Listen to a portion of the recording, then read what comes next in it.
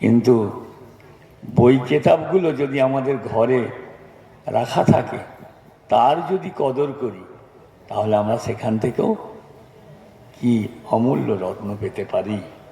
তাই আজকে সময় তো অনেকেই অনেক কিছু বলে গেছেন, আমি একটা শেষ থেকেই শুরু করি।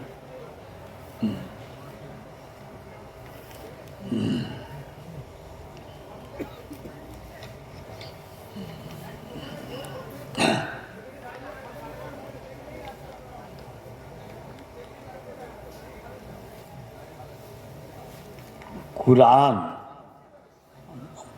কালামুল্লাহ শরীফ তথা কুরআনকে দিয়ে কথা বলেছেন হযরতজি কুদ্দিসা সিররু এই কিতাবের মধ্যেই। সেটা হচ্ছে কি, পথ হারার দিশারিতে। সেখানেও কেমনভাবে কিতাবের তা থেকে চুনে চুনে বেছে বেছে দু একটা কথা শোনাবো ইনশাআল্লাহ। যে কুরআন অসীম অনন্ত অতল সমুদ্র, ডুবুরি সেজে কুরআন সাগরে ডুব দিতে হবে, তবেই মণিমাণিক্য ও রত্নাদির সন্ধান পাওয়া যাবে। সাগরের উপর দিয়ে তরি বেয়ে চলে গেলে মণিমুক্তা আহরণ করা যায় না, যাবে না। কুরআনের মধ্যে সাধনা, গবেষণা ও অনুসন্ধান করতে হবে। এই কুরআনের প্রদর্শিত পথ অনুযায়ী আমাদের সমাজ পরিচালিত করতে হবে। মহান আল্লাহ পবিত্র কুরআনে কেমন সুন্দর মিলনের বাণী সুললিত ভাষায় ঘোষণা করেছেন। ওয়াতাসিমু বিহাবলিল্লাহি জামিআও,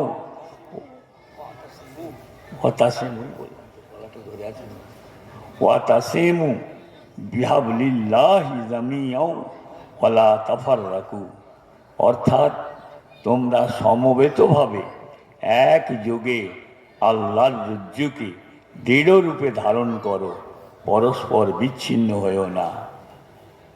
একটু আগে যে গজল শোনানো হচ্ছিল, যে কে দেওবন্দি, কে ওহাবি, কে মারাঠি, ইহুদি, এসব নিয়ে আমরা কি মানুষ? সবাই সমান। মানুষকে ভালোবাসো। আর সেই কোরআনের সাম্য মৈত্রী যে কথা, মিলনের বাণী আল্লাহ সুবহানাহু ওয়া তাআলা আমাদের সামনে মহান বিশ্বনবীর মাধ্যমে তুলে ধরেছেন, সেইটার উপরই গুরুত্ব দেওয়া হয়েছে। এবার মহান আল্লাহ আমাদেরকে সংঘ সমিতির মাধ্যমে সমাজ তথা ইসলামের খিদমত করার নির্দেশ দান করেছেন। পবিত্র কোরআনে বিশ্বস্রষ্টা বলেন, ওয়ালতাকুম মিনকুম উম্মাইতু ইয়াদউনা ইলাল খায়রি ওয়া ইয়ামুরুনা বিল মারুফি ওয়া ইয়ানহাউনা আনিল মুনকার ওয়া উলাইকা হুমুল মুফলিহুন। অর্থাৎ তোমাদের মধ্য থেকে এরূপ একটি জামাত বা প্রতিষ্ঠান সতত সজাগ ও কর্তব্য পরায়ণ থাকা উচিত, যার সভ্যগণের কর্তব্য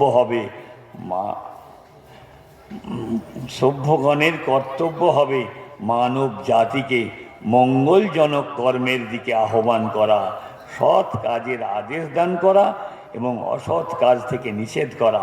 তারাই সাফল্যমণ্ডিত হবে।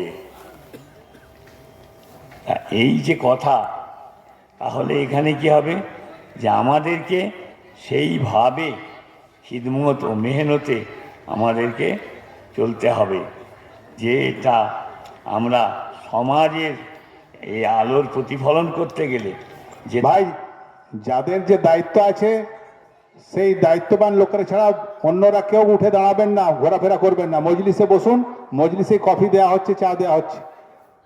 বাচ্চারা কেউ ঘোরাফেরা করবে না, সব মজলিসে বসো ভাই, বসি দিন ওদের। এবারে আমাদের ক্ষুদ্র মস্তিষ্ক চিন্তাধারার মধ্যে এই উত্তরই পাই যে আমাদের দ্বীনি শিক্ষা যুগোপযোগী ও সঠিক হচ্ছে না। একজন কুরআনের আলিম, আদর্শ সমাজ নেতা, আদর্শ রাষ্ট্রনায়ক ও আদর্শ ধর্ম সংস্কারকের ন্যায় স্বীয় জীবন গঠন করে তুলতে পারেন, তিনি জীবনের কোনো ক্ষেত্রেই পশ্চাৎপদ হবেন না। কোথাও পরাভব ও অক্ষমতা বা দুর্বলতা স্বীকার করবেন না। তিনি আমাদের মধ্যে সেরূপ আদর্শ পুরুষের অস্তিত্ব এত বিরল কেন? মাদ্রাসার তো অভাব নেই, তিনি ইদারা বা ধর্মীয় প্রতিষ্ঠান তো অভাব নেই, আলিম ফাজিলের সংখ্যাও তো উত্তরোত্তর মাশাআল্লাহ বৃদ্ধি পাচ্ছে, তবু কেন এই দুরবস্থা? তাই আমরা চাই আমাদের ভারতে অন্তত পশ্চিমবঙ্গে এক সুচিন্তিত পরিকল্পনা প্রসূত সিলেবাস ভিত্তিক এরূপ আরবি বিশ্ববিদ্যালয় স্থাপন করতে হবে, যাতে করে মুসলিম ছাত্রগণ আদর্শ সমাজনায়ক, আদর্শ রাষ্ট্রনায়ক সেজে সমাজ তথা ইসলামের খিদমত পূর্ণরূপে করতে পারবে। ইসলামের প্রকৃত বীর সেনানী হিসাবে আদর্শ মানবে পরিণত হতে পারেন, বিশ্বের কোনো ক্ষেত্রে পরাজিত ও পশ্চাৎপদ না হন। এখন এই যে কথাগুলো, এর মধ্যে দিয়েই যে ফুটিয়ে তুলেছেন হযরতজি কুদ্দিসাসসিরু, আমাদেরকে যে প্রেরণা, যে মানে আদর্শের যে নিয়ামত দিয়ে গেলেন, সেখানে আমাদের কর্তব্য কি?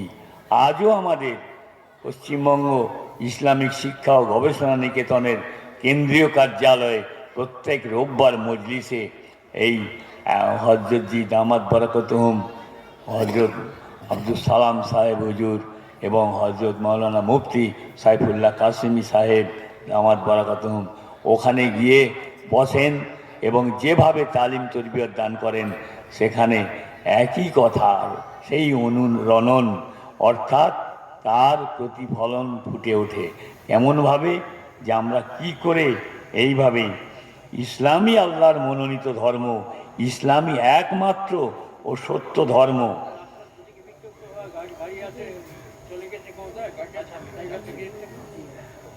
ইসলামী আল্লাহর মনোনীত ধর্ম, ইসলাম একমাত্র ও সত্য ধর্ম, অতএব সকলে ইসলাম ধর্ম গ্রহণ করো, এইভাবে ইসলামের দাওয়াত দিলে। যারা রাস্তার উপরে গাড়ি রেখেছেন, গাড়িগুলো মাঠে করে দিন। রাস্তার উপরে কোনো গাড়ি কেউ রাখবেন না, গাড়িগুলো মাঠে করে দিন, যাতায়াতের সমস্যা হচ্ছে। আর যে সমস্ত ড্রাইভার যেখানে ঘোরাঘুরি করছেন, নিজ নিজ গাড়ি চালিয়ে মাঠে করে দিন।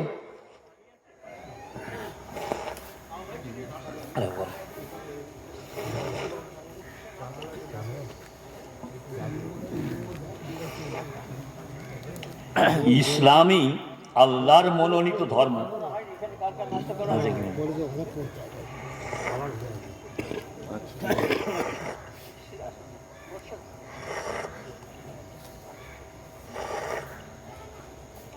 এবার বলি,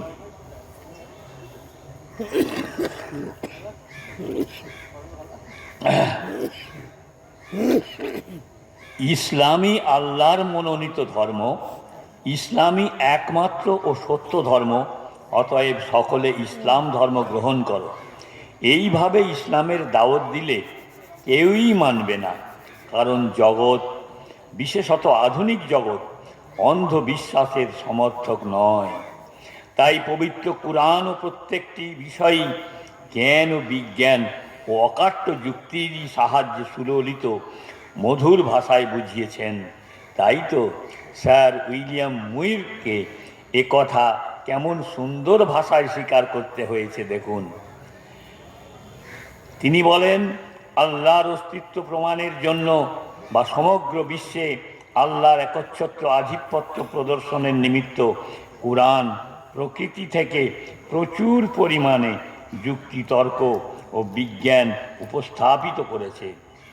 পরকালে পাপ পুণ্যের প্রতিফল, ধর্মপথে চলার ও অসৎ কর্ম থেকে বিরত থাকার বাধ্যবাধকতা, স্রষ্টার স্তবস্তুতিতে সৃষ্টির সুখ ও শান্তি এবং আরও এই ধরনের বহু বিষয় অতি সুন্দর ও তেজময়ী ভাষার সাহায্যে প্রায়ই সুললিত কাব্যের মাধ্যমে বর্ণনা করেছে।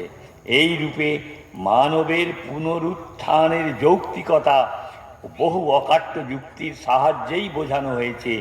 আজকাল যুক্তিবাদী ও বিজ্ঞান মনা মানুষ ও যুক্তি ও বিজ্ঞান ব্যতীত কোনো কথা নিতেই চান না।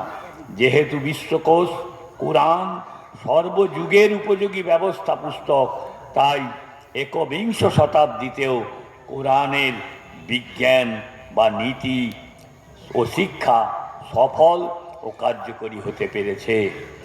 মানব হচ্ছে নিখিল সৃষ্টির সেরা জীব, আশরাফুল মখলুকাত। মানব সর্বোচ্চ স্তরের প্রাণী। মানবের মধ্যে দুই শ্রেণীর গুণ বা বৃত্তি প্রদত্ত হয়েছে: স্বাভাবিক প্রবৃত্তি বা পশুত্ব এবং বিবেক বা বিচার শক্তি। মানব যখন আল্লাহর প্রতিনিধি, তখন জগতে মানবের অসাধ্য কি আছে?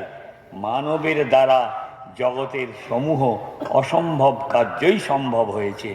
প্রাচীনকালে মানব আপন স্বরূপ সম্বন্ধে সচেতন ছিল না। তারা প্রকৃতির যে কোনো বৃহৎ বস্তুকেই দেবতা জ্ঞানে শ্রদ্ধা করত। খ্রিস্টীয় 7ম শতাব্দীতে সর্বপ্রথমে মহান বিশ্বনবীর মাধ্যমে ইসলাম জলদ গম্ভীর স্বরে ঘোষণা করল, হে মানব, তোমার উপরে এক বিশ্ব পালক ব্যতীত আর কারুর স্থান নেই। তিনি তোমাকে তার নিজের প্রতিনিধি নিযুক্ত করে জগতে প্রেরণ করেছেন। প্রাক ইসলাম যুগে যদিও আরবে শিক্ষার তেমন কোনো সুব্যবস্থা ছিল না, তথাপি আরববাসীরা সাহিত্য গবেষণায় পশ্চাৎপদ ছিল না। আরবের অধিবাসী বৃন্দের অগাধ সাহিত্য প্রতিভা যদি না থাকত, তাহলে আরবি ভাষা এরূপ পরিপক্কতা ও পূর্ণতা লাভ করতে পারত না। প্রাক ইসলাম যুগের বহু সংখ্যক কবিতাবলী ছাড়াও আমরা দেখতে পাই সেই যুগের বক্তৃতা, ধর্মোপদেশ, প্রবাদ বাক্য, উপাখ্যান ও প্রবন্ধমালার পদ লেখ্য দেখতে পাই। যে কোনো পাঠক তাদের ভাষার অলঙ্কার ও পদ্ধতি, সূক্ষ্ম দৃষ্টি, বুদ্ধিমত্তা ও মনোহর অভিরুচি দেখে মুগ্ধ না হয়ে পারে না।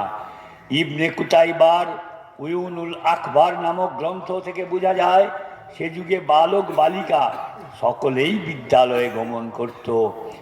হতে পারে তাদের বিদ্যালয় একেবারেই সাদাসিধে ধরনের ছিল। উকাজে মেলা, আরবের সাহিত্য সংঘের বার্ষিক সম্মেলন ব্যতীত আর কিছুই ছিল না। প্রাক ইসলাম যুগে আরবের সাহিত্য সাধনার একটি জ্বলন্ত নিদর্শন। শফিক গোত্রের গয়লান ইবনে সালাহ সপ্তাহে একবার একটি সাহিত্য অধিবেশনের অনুষ্ঠান করতেন, যেখানে কবিতা আবৃত্তি এবং কাব্য সাহিত্যের আলোচনা ও সমালোচনা করা হতো। যেখানেই ইসলামের পতাকা উত্তোলন করা হতো, সেখানেই শিক্ষার উল্লেখযোগ্য বিশিষ্ট কেন্দ্র অবিলম্বে গড়ে উঠত। দামেস্ক, কার্ডোভা, গ্রানাডা, বাগদাদ ও কায়রো কালক্রমে প্রসিদ্ধ শিক্ষা কেন্দ্রে পরিণত হয়েছিল। পাশ্চাত্য জগতের সম্মুখে শিক্ষা ও কলা বিজ্ঞানের টর্চ লাইট ধারণ করেছিল, অথচ সেই সময় সমগ্র ইউরোপ কুসংস্কারে ও অজ্ঞতায় নিমজ্জিত ছিল। হজরত আবু বকর, হজরত উমর, হজরত উসমান, হজরত আলী কি মানুষ ছিলেন না? বাবর, নাসিরুদ্দিন, আকবর, জাহাঙ্গীর, আলমগীর কি মানুষ ছিলেন না? ইবনে সিনা, প্লেটো, গজালি, সক্রেটিস, অ্যারিস্টটল, সাদি, রুমি, ইকবাল কি মানুষ ছিলেন না? হজরত আব্দুল কাদির জিলানি, খাজা মঈনুদ্দিন চিশতি, খাজা নিজামুদ্দিন, হাসান বসরি, বাইজিদ বুস্তামি, জুনায়েদ বাগদাদি, মনসুর হাল্লাজ, তাপসী রাবেয়া, হজরত আয়েশা সিদ্দিকা, মুজাদ্দিদে আল ফিসানি, শাহ অলিউল্লাহ, তারা কি ফরিস্তা ছিলেন নাকি মাতৃগর্ভ থেকে মহাপুরুষ হয়ে এসেছিলেন? এরোপ্লেনের আবিষ্কার ছিলেন একজন মানুষ, টেলিভিশন ও টেলিভিশন ও ন্যায় ও ওষ্ঠাগত প্রাণ মরুপথচারী করুণ স্বরে আর্তনাদ করতে করতে এদিক ওদিকে ছুটাছুটি করে বেড়াচ্ছি, কোথাও শান্তি মিলছে না, সুশীতল মিষ্ট বাড়ি মিলছে না, পথের সন্ধানও পাওয়া যাচ্ছে না। চাকচিক্যময় মরীচিকার ইন্দ্রজালে তিমিরাচ্ছন্ন গভীর নিশীথের আলে আর আলোকে প্রলুব্ধ হয়ে পথ হারিয়েছি। সর্বশেষে বিপদের করাল ঝঞ্ঝা চিরপরে স্বাগত সম্মান জানিয়েছে বা জানাচ্ছে। যাই হোক, এখন এত আর পরে সময় নেব না, মানে ভালোর একটু ভালো। তবে আমি একটা কথা বলি, হযরত জি কুদ্দিসাসসিরু যাদেরকে সেইভাবে দোয়া ছোঁয়া দিয়ে মানে আদর করে সেই মানে ইলিম তালিমের তরবিয়ত দিয়ে গেছেন, তাদের জীবনে এই বই কেতাবগুলো এক অম্লান থাকবে। আর এই নালায়েক, এই অধম যখন কর্মস্থলে চাকরি বাকরি করতাম, সেই বসুবিজ্ঞান মন্দিরেও যেখানে বিজ্ঞানীরা বিভিন্ন ধরনের বক্তব্য রাখতেন, তারা সূর্যের আলোক নিয়ে গবেষণা করেছেন, আমি তখন তাদের মাঝখানেও এই কথা তুলে ধরার তৌফিক আল্লাহ আমাকে দিয়েছেন। আল্লাহু নূরুস সামাওয়াতি ওয়াল আরদ, আল্লাহ সমগ্র বিশ্ব নিখিলের জ্যোতি। এবং আপনারা যে গবেষণা করছেন, কুরআন পাকে সেই আলো দেয়া হয়েছে। আর এবারে অসীম অনন্ত আল্লাহর যে পরিচিতি, সে ওই আমাদের সূরা ইখলাসই যথেষ্ট। কুল হুয়াল্লাহু আহাদ, কেমন তিনি আহাদ, কেমন না একক, তার তুলনা মেলে না কোথাও, তার কোনো তুলনাই দেয়া যাবে না, তিনি তুলনাবিহীন। ওই ইনফিনিটি যে number which cannot be expressed but it has got its value, ওই কথাও আল্লাহ সেইভাবে বলার তৌফিক দান করেছিলেন। ইনফিনিটি যে number which cannot be expressed but it has got its value. অতএব এই কোরআন পাকের গবেষণা করলে অতল সমুদ্রে যে ডুব দিলে রত্নের সন্ধান পাওয়া যাবে। যাই হোক, আল্লাহ আমাদের প্রত্যেককে সেই গবেষণাগারের ছাত্র হিসাবে, এখনও রিসার্চ ইনস্টিটিউশনের আমরা সবাই ছাত্র, এখানে কেউ নয় আমার আমিত্ব না প্রকাশ পায়। তাই সেই গবেষণাগারের ছাত্র হিসাবে নিজেও যেমন আল্লাহর কাছে দোয়া চাই, আর আপনাদের সামনেও দোয়া চাই, ও সবার কাছে আল্লাহ এই যা কিছু বলার তৌফিক দিয়েছ, এ যেন নিজেও পালন করার চেষ্টা করি। আর হযরত জি কুদ্দিসাসসির ওই মহান মূল্যবান কথা, ইমানি হালতে মহদ্দি আল্লাহ, যেন এই ইমান বিল্লাহকে নিয়ে দুনিয়া থেকে যেতে পারি। ও আল্লাহ, যত যাই বলি বুঝি না কেন, ওই ইমান বিল্লাহ নিয়ে দুনিয়া থেকে যাওয়ার তৌফিক দান করো। প্রত্যেককে সালাম ও মুবারকবাদ জানিয়ে আবার আমি আমার জন্য দোয়া চেয়ে নিয়ে শেষ করছি। ওমা তৌফিক আলাইনা ইল্লাল বালাগুল মুবিন। আসসালামু আলাইকুম। জাযাকাল্লাহ।